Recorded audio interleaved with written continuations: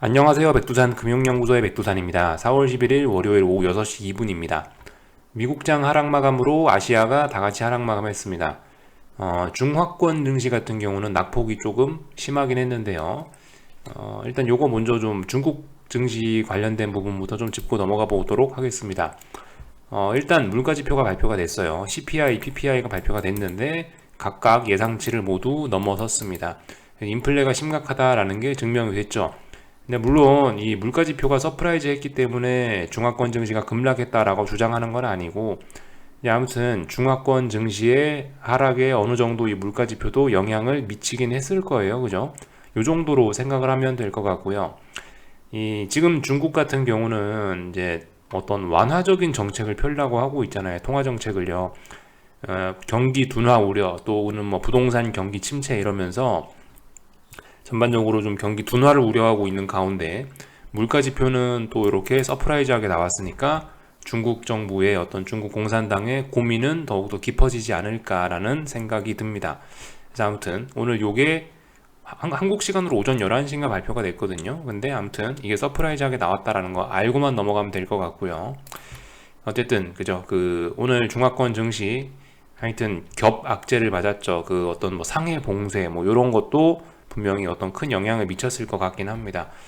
이 아무래도 봉쇄가 하루 이틀 짧게 지속된다면은 영향이 작았을 수도 있지만, 근데 봉쇄가 지금 생각보다 많이 길어지고 있고, 아침에 제가 말씀드렸던 것처럼 어떤 사람의 의견에 따르면 뭐 피크는 앞으로 뭐 몇 주 정도 더 걸린다 이런 이야기가 있으니까 어떤 봉쇄의 지속, 봉쇄의 우려 가능성이 좀 더 높아지면서 이렇게 하루 만에 오늘 좀 많이 하락을 하지 않았나라는 생각이 듭니다. 그래서 오늘 뭐 미국이 하락 마감했는데 중국도 하락 마감하니까 오늘 특히 코스피 같은 경우는 코스피, 코스닥, 한국 증시는 분위기가 더욱더 안 좋았을 수 있겠죠. 그래서 잠깐 중화권 증시 이야기 했으니까 계속 좀 마저 살펴보자면은 이 상해 종합 같은 경우는 보시면은 좀 그죠? 예, 이렇게 한 번에 많이 급락을 했습니다. 그래서 지금까지 잘 지키고 있던 중요한 자리를 한 번에 붕괴를 시키면서 어떤 그죠 글로벌 주식시장은 이미 이까지 내려와 있었단 말입니다. 그죠? 이미 이 라인을 붕괴시켜 놓은 상황이었는데 오늘 이제 한 번에 급락으로 내려오면서 어떤 글로벌 주식시장의 키 맞추기, 저 위에 올라와 있던 중국이 오늘 급락으로 인해서 어떤 키 맞추기가 들어갔다라고 생각이 됩니다. 하여튼 이 시장이 재밌는 게 예전에는 뭐 여기 있던 이런 구간에는 봉쇄 안 했냐 이거예요. 봉쇄했죠. 봉쇄했지만 그 봉쇄의 여파가 길어지면서 오늘 하루 만에 어떤 봉쇄에 대한 그런 악재를 시장에 좀 반영시키는 그런 모습들이 좀 나타났다라는 거. 그러니까 봉쇄를 한다라고 해서 계속 주식시장이 빠져야 된다. 이건 아니죠, 그죠? 이게 아닐 수도 있다라는 거 오늘 잘 보여주는 것 같습니다. 오르다가 하여튼 하루 만에 확 빠져버린다는 거. 그러니까 이 정말 하락이라는 건 예측을 하기가 정말 어려운 면이 있긴 하는 것 같아요. 그래서 어쨌든 간 글로벌 키 맞추기를 좀 한 것 같다라는 생각이 좀 조심스럽게 들고, 홍콩 같은 경우도 보시면은 얘도 그죠 하락 마감을 했죠. 물론 아주 중요한 라인을 뭐 완전 붕괴시키고 그런 것까지는 아니고 좀 턱걸이에 있습니다. 턱걸이. 물론 얘 같은 경우는 방금 상해종합과 똑같은 논리로 보기엔 좀 어려운 게, 얘 같은 경우는 이렇게 저점이 높아지고 있는 이런 추세를 갖고 움직이고 있었기 때문에 이 어쨌든 이런 추세가 얘는 이미 오래전부터 좀 붕괴가 돼 있었죠. 그래서 어쨌든 홍콩 같은 경우는 이 뭐 상해 이런 것보다 훨씬 건강 상태가 안 좋다, 뭐이 정도로 이야기할 수는 있을 것 같아요. 위안화까지 보면 중국 다 보는 거겠죠. 위안화 살펴보시면 이렇게 위안화 약세, 드디어 차분하게 위쪽으로 올라가려는 준비를 잘 마치고 있다라는 거. 추세 전환은 됐죠. 추세 전환은 이미 이렇게 내려오던 추세선 요 넘어섰으니까 추세 전환은 됐고, 이 선은 대충 긋은 겁니다. 이거는요. 어쨌든 오래전에 추세 전환 됐고, 그 상황에서 이제 여기서 힘을 모으고 있다. 어딘가 저항 넘어가면 이제 탄력적으로 갈 수 있겠죠. 그래서 아무튼 모든 것은 일단은 뭐 특별히 문제 없이 순리대로 잘 진행이 되고 있습니다. 위안화가 이렇게 전환되는 거, 위안화가 이렇게 상승 전환되는 거, 위안화 약세 추세로 전환되는 거는 뭐 물론 그 미국과 중국의 금리 차가 많이 줄어들면서 그죠? 그 미국과 중국의 금리 차가 줄어든 것도 이거에 영향을 많이 주긴 했을 겁니다. 미국의 금리 인상 하고 나서부터 본격적으로 치솟았잖아요, 그죠? 이런 거 저런 거 생각을 하시면 될 것 같고요. 그래서 아무튼 중화권 증시, 뭐 중국 중국 점검은 대충 했고요. 일본 같은 경우는 오늘 얼마 안 빠졌는데 얘 같은 경우는 먼저 이 라인을 붕괴시키고 내려와 있었기 때문에 그죠? 예. 이미 뭐 많이 어느 정도 빠졌었기 때문에 오늘은 좀 덜 빠졌다라는 생각이 들긴 하는데요. 아무튼 일본 증시는 지난 2거래일 동안 여기 어딘가에서 지켰었는데 어딘가에서 버티고 있었는데 이 자리를 오늘 붕괴시켰으니까 분위기가 안 좋아졌죠. 추가 하락 가능성이 열렸습니다. 이것도 하락이 일시정지됐다라고 제가 4월 8일날 이야기했던 것 같은데, 그죠? 일시정지였고, 물론 이제 저는 반등을 하기 위해서 일시정지했다라는 생각을 가졌는데, 그게 아니고, 오히려 일단 계속 아래쪽으로 더 잘 진행이 되고 있는, 뭐 이런 모습을 보이고 있습니다. 그래서 아무튼, 뭐, 일본 증시도 뭐 좋기 어렵겠죠. 뭐, 일본도 요즘에 뭐 무역수지 적자가 어쩌고저쩌고 하고 있고, 엔화 환율이 안 받쳐주고 있고, 그 옆에서 뭐 중국이라든가 미국이라든가 둘 다 뭐 봉쇄가 어쩌고 저쩌고 긴축이 어쩌고 저쩌고 하니까 얘네도 이렇게 악영향을 받을 수밖에 없을 거예요. 그래서 아무튼 뭐 전반적으로 뭐 중국, 일본 정도를 좀 살펴봤습니다. 한국 증시 같은 경우 이제 오늘 보자면은 코스피 빠지다 말았죠. 코스피 같은 경우 사실 뭐 코스피 같은 경우도 사실 좀 뭐 그런 생각이 들어요. 얘 같은 경우도 사실 좀 먼저 좀 얻어맞은 면들이 좀 저는 좀 먼저 얻어맞은 편이라고 생각하거든요. 한국 같은 경우는요. 비교적 글로벌 증시들 중에서 좀 먼저 얻어맞고 조금 좀 낙폭이 있었던 그런 증시라서 오늘 의외로 좀 덜 빠지고 선방을 했다라는 생각이 들긴 합니다만은 그렇다라고 해서 뭐 오늘 양봉이고 얼마 안 빠졌다라고 해서 반등을 이야기하는 건 아니고요. 이거는 그냥 아래쪽으로 잘 가고 있는 거예요. 이거는요. 이런 거 양봉 하나 이런 거 보고 이제 반등을 이야기하기는 너무 이른 거고요. 이거 어쨌든 이거는 뭐냐 차분하게 잘 죽고 있는 겁니다. 이런 건요. 이런 거는 아무튼 뭐 저의 입장에서는 굉장히 잘 하고 있다고 하방 포지션 보는 제 입장에서는 이건 굉장히 차분하게 잘 하락 시세가 진행되고 있구나라고 뭐 보여집니다. 그래서 뭐 어쨌든 특별히 드릴 이야기 없고요. 매일매일 저점 낮아지면서 그죠? 잘 가고 있고. 그래서 뭐 특별히 아무튼 특별히 뭐 점검할 만한 거 없어 보인다라는 거. 할 말이 있는 거는 이제 코스닥이 할 말이 좀 있는데 코스닥 같은 경우는 오늘 굉장히 어떤 세력들이 의지를 갖고 움직인 날이라고 생각을 합니다. 무슨 말이냐면은 제가 1300짜리를 중요하게 이야기를 드렸었죠. 근데 오늘 보시면 저의 예상과 약간 다른 방향으로 1300을 붕괴시켰습니다. 보통 이런 자리에서 세력들이 어떻게 움직이냐 이런 중요한 지지선을 깰 생각이 있으면 개파락으로 한 번에 1300 붕괴시켜 놓고 원웨이로 밀어붙인다고요. 근데 보시다시피 오늘 같은 경우는 개파락도 얼마 하지 않았고 그 상황에서 차분하게 이 무거운 지지선 있는 걸 몇 주간 지켰던 이 무거운 지지선을 장중에 힘으로 밀어붙였다라는 겁니다. 그렇기 때문에 오늘 같은 경우는 뭔가 좀 세력들의 의지가 담긴 그런 중요한 음봉이라고 생각을 해요. 물론 뭐 이제 오늘 깼으니까 이제 코스닥은 영영 죽었어 뭐 이렇게 본다기보다는 여전히 1300 자리가 중요한 자리였고 몇 달 만에 처음으로 깬 거기 때문에 몇 달이 아니고 몇 주 만에 처음으로 깬 거기 때문에 그래도 1300짜리에 대한 어떤 꿈틀꿈틀 그런 뭐 테스트는 있지 않겠어라는 생각은 하긴 하는데요. 어쨌든 간 의미는 분명히 있어 보입니다. 코스닥 시장에 오래간만에 큰 매도세가 등장했다라고 생각을 합니다. 중요한 지지선을 장중에 우직하게 힘으로 밀어붙였으니까 세력들 입장에선 제법 의지를 가지고 돈을 썼다라고 판단이 됩니다. 그래서 앞으로 이 음봉이 어떻게 작용할지 저는 굉장히 좀 유심히 지켜볼 생각이고요. 이런 음봉이 나왔으니까 이제 코스닥 인버스 이제 이런 거 한 숟가락 조금 세게 해볼 수도 있지 않을까 싶습니다. 근데 아무튼 말씀드렸다시피 반등시 매도 전략이지 아무튼 뭐 지금 한국 증시는 계속 이게 변동성이 별로 없잖아요. 미국 나스닥 같은 건 하루에 막 1% 2% 움직이지 요즘 보시면 코스피 코스닥은 변동성이 미국보다 안 좋은 경향들이 좀 있는 것 같아요. 대부분 좁은 박스권이라서 아무튼 어설프게 추격하면은 진짜 뭐 몇 주, 몇 달간은 진짜 그 잘못 손가락 빨면서 그냥 시장만 쳐다봐야 되는 그런 골 때리는 일이 생길 수도 있을 것 같다라는 생각이 듭니다. 하여튼 그래서 어떤 신호가 나왔다라고 이렇게 생각을 하고 있어요. 코스닥 시장 분위기 안 좋네 라는 생각을 하고 있습니다. 그래서 아무튼 코스닥 시장도 이제 전 세계의 어떤 글로벌 흐름에 발을 맞췄죠. 지만 이런 중요한 라인을 지키고 있다가 드디어 이제 내려왔죠. 역시 긴축이라는 게 강력한 재료다라는 것 한 번 더 생각이 들게 됐고, 그 원달러 환율은 1125원이 중요한 자리다라는 이야기를 드렸는데 25원 돌파한 척했으니 다음번 목표치는 어디까지다? 일단 1245원 전고점까지는 목표치가 열렸다라고 봅니다. 그래서 일단 그죠? 역시 원화 상승 추세는 원화 약세 추세는 꺾이지가 않는다라는 거 한 번 더 확인을 했고요. 가야 될 자리에 시원하게 가고 있습니다. 그래서 뭐 특별히 더 드릴 이야기 없고요. 하여튼 그래요. 그 전쟁 이슈, 전쟁 터지고 나서부터 제가 계속 이런 식으로 이야기를 좀 드리고 있는데요. 원달러 환율 이야기하면서 이제 같이 이야기를 좀 해볼까 하는데, 전쟁 이슈를 딱 기반으로 해서 차분하게 잘 가던 원달러 환율 이런 게 변곡이 된 겁니다. 그죠? 어느 순간 기울기를 탁 가파르게 하면서 원달러 환율이 좀 가파르게 치솟기 시작했고요. 그죠? 그리고 이 순간에 이렇게 움직인 게 예를 들면 국제유가도 차분하게 오르다가 전쟁이다 이러니까 확 변동성을 줬죠.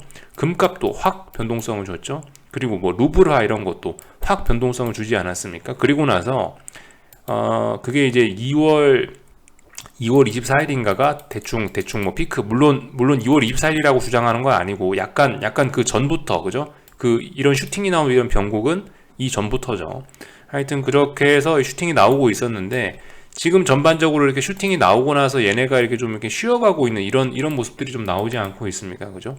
어쨌든 1년에 이런 모습들을 보면서 제가 드는 생각은 이게 이렇게 끝날 게 아닌데 라는 생각을 전반적으로 하고 있긴 하거든요.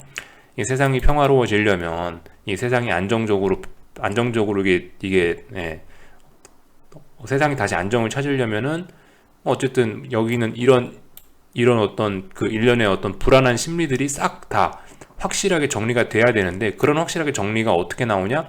오버슈팅이 나와야 정리가 된다라는 이야기를 드리고 있습니다. 그죠? 근데 아무튼 계속 말씀드리지만 오버슈팅이 좀 안 나온 것 같다라는 기분이 계속 들거든요. 그래서 아무튼 저 같은 경우는 국제유가 같은 것도 결국은 오버슈팅을 한번 엄청나게 얼마가 될지 모르지만 오버슈팅을 한번 봐야 끝나지 않을까. 예를 들면 루블화도, 뭐 원화도, 뭐 금값도, 거꾸로 이야기하면 뭐예요? 그 주식시장의 하락 이런 것도 아직 안 끝났다라고 보는 거거든요. 이제 시작이다라고 보고 있는 건데, 아무튼 계속 이런 생각을 좀 가지고 보고 있는 상황입니다. 그래서 어쨌든 이러한 자산들이 그 어떤 것도 지금까지 오버슈팅 다운 슈팅은 없었거든요. 지금까지 차분하게 이렇게 힘을 모으고 있다라는 이야기 드렸죠.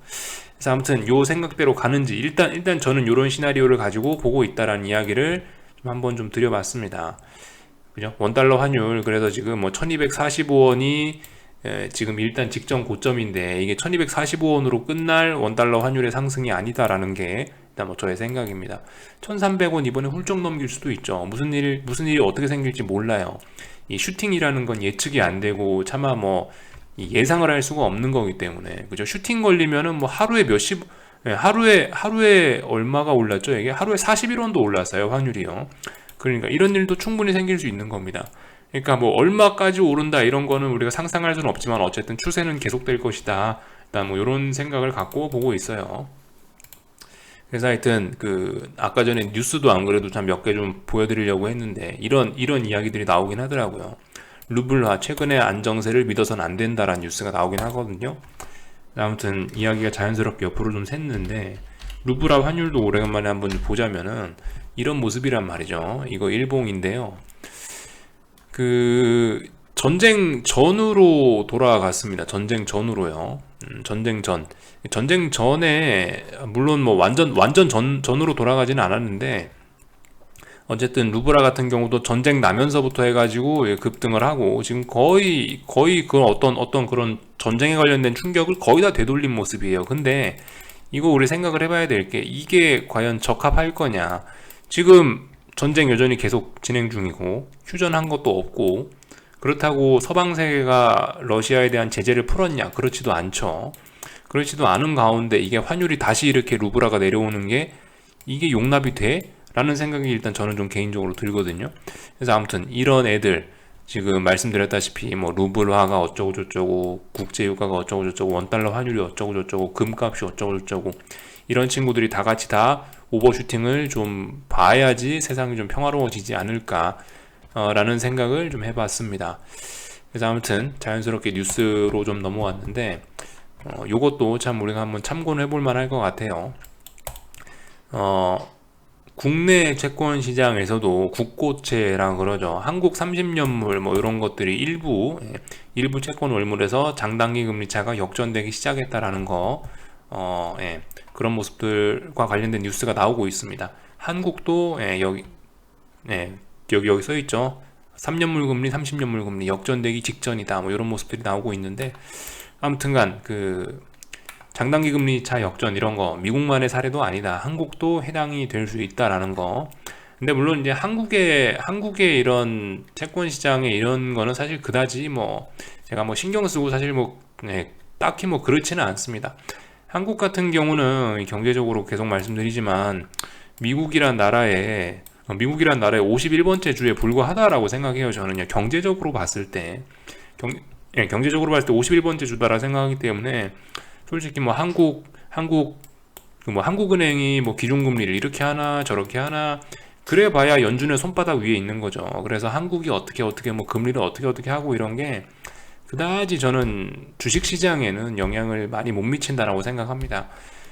물론 한국은행이 미쳐가지고 페드의 그 연준에 역행하는 정책을 펼 수도 있겠죠. 그렇게 해서 뭐 잠시 주식시장이 더 오를 수도 있겠죠. 근데 그렇게 오르면 뭐예요?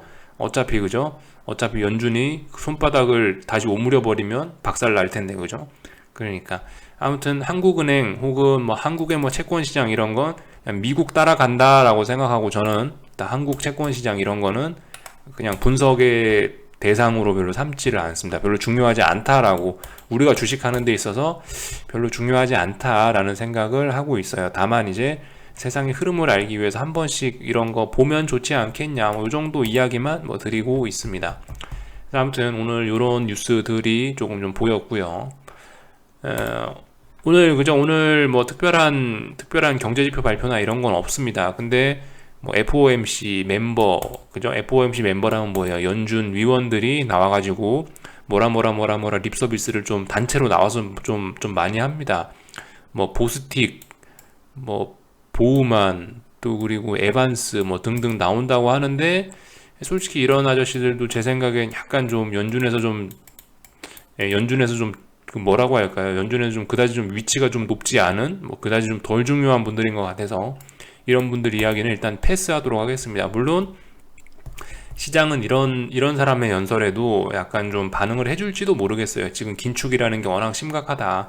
장단기 금리차가 역전돼 있다. 이런 상황이기 때문에 뭐 관심을 가져줄지도 모르겠는데 평상시 이런 분들의 연설 내용은 보통 무시가 됩니다. 보통은 이제 파월 의장 연설만 이제 시장에서 반응을 해주는 게 굉장히 많아요. 사실 지난주에 그 연준 부의장인가 있었잖아요. 자꾸 그 이름을 까먹네요. 그 여자분 한 분 계셨는데 원래 평상시에 시장은 그런 분들 연설 내용도 좀 무시해요. 근데 이번에 이제 그런 분들 연설 내용을 조금씩 시장이 좀 반응해주긴 하고 있죠. 그만큼 시장이 좀 긴축에 관해서 좀 우려를 좀 많이 하고 있다는 생각이 듭니다. 평상시 같으면 이런 분들 연설, 솔직히 평상시라 생각하면 이런 분들 연설이 아무런 영향도 미치지 못할 것 같긴 한데, 때가 때니까 뭐 조금, 이런 분들 연설이 있다, 이런 분들 연설이 예정이 되어 있다라는 거 정도는 일단 머릿속에 넣어놓고 있어야 될 것 같습니다. 그래서 아무튼, 제 생각엔 특별한 이야기도 안 할 것 같아요. 그냥 뻔한 이야기 할 텐데, 그럼에도 불구하고 어쨌든 때가 때니까 조금만 좀 집중해보자 이런 이야기 한번 뭐 드려봤습니다. 지금 현재 유럽 같은 경우도 지금 보시면 분위기가 좀 굉장히 좀 안 좋죠. 보시면 1%대 정도의 0.5에서 1% 정도의 낙폭을 골고루 보이는 것 같습니다. 독일 증시 잠깐 좀 한번 보자면은 이런 모습이죠. 독일 증시 같은 경우는 지난번에 제가 말씀드렸던 중요한 라인, 여기 중요한 라인을 결과적으로 미국이 분위기가 안 좋았으니까 이렇게 아래쪽으로 깼습니다. 그래서 오늘 이 자리 깨고 나서 이 자리에 대한 저항 테스트를 하고 있죠. 저항 테스트를 하고 있는 모습이다라는 거. 그래서 아무튼 유럽도 이 중요한 자리가 붕괴가 됐다. 유럽도 아래쪽으로 가는 흐름을 계속 지속 중인 것 같다. 지속하려고 하는 것 같다. 이런 모습이 보이고 있습니다.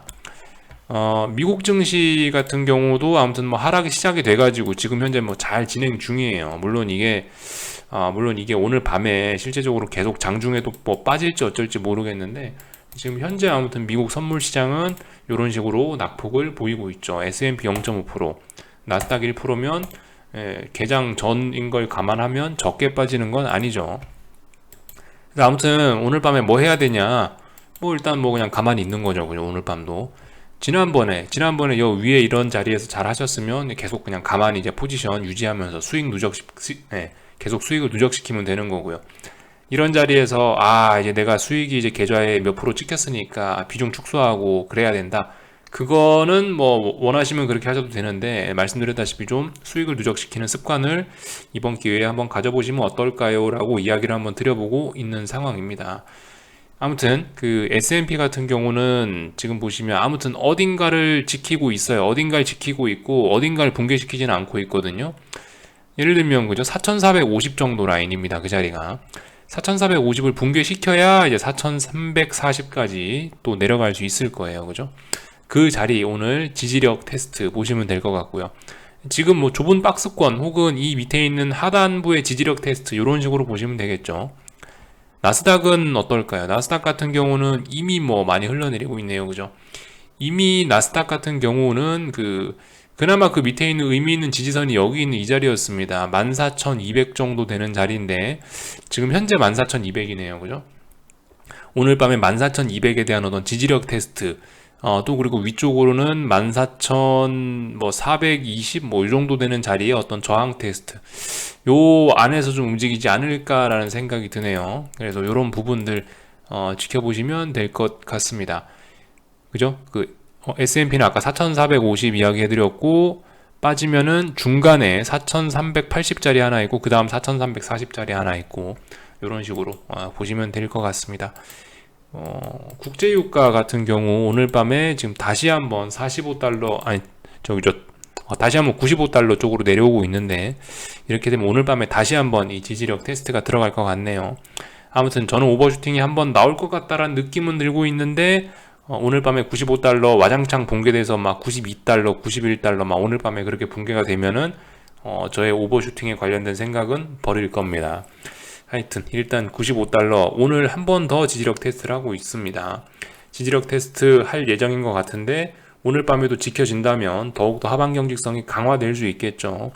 깰 거면 이거 빨리 깨야 될 거예요. 그러니까 붕괴시킬 거면 빨리 붕괴시켜야지 계속 버티면 안 된다.